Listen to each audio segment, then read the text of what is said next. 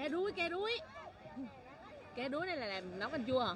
Dạ nấu canh chua. Gì ngon nữa? Dạ chuối rồi nè.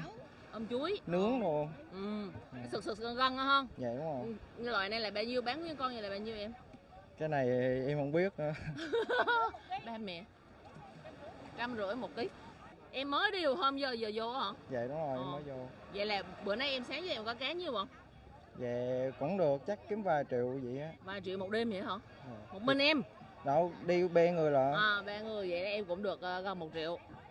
Dạ, dạ tầm đó. Sao bao nhiêu tuổi rồi? Dạ 21 tuổi rồi.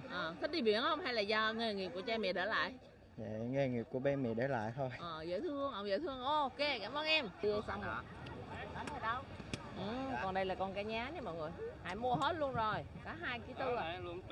Hải mua luôn. Cá nhá có một đặc điểm đặc biệt là xương nó màu xanh.